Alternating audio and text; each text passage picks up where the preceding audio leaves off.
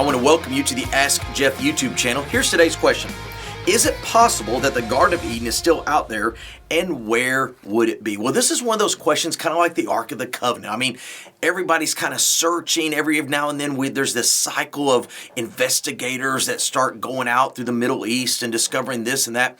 At the end of the day, what we know is the Garden of Eden, as described in the book of Genesis, there are 4 rivers that are mentioned. Now, we know about the Tigris and the Euphrates today. Those other 2 that are named there in Genesis are not to be found in our current geographical situation. So, obviously, in Genesis chapter 3, when humanity sins and is cast out of the Garden of Eden, the Bible says that an angelic being is put there with a double-edged sword so that they would not be allowed in. So the question is it still there? If it is, where's this angelic being? There's really 2 different answers to this question. There's what I would call the, shall we say, 2-dimensional, and then there's what we might call the multi-dimensional. Allow me to explain.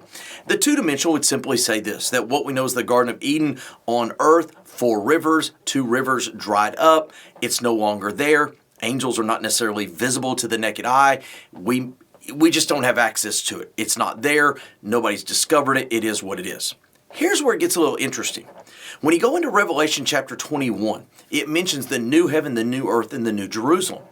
In Revelation 21, the new Jerusalem, now remember, all sin is cast in the lake of fire. The devil, everybody in the lake of fire. The new Jerusalem is actually a multi-dimensional city. It has a length, width, height, and depth.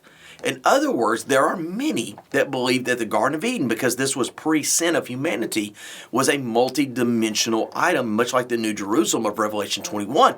And so the idea of an entrance being necessarily on the dirt of the earth is not necessary, which would mean that this entrance being blocked by an angelic being is somewhere, quote, out there. Now, again, at the end of the day, we could debate both sides of the equation, but humanity does not have access to the Garden of Eden at all, according to the book of Genesis chapter 3.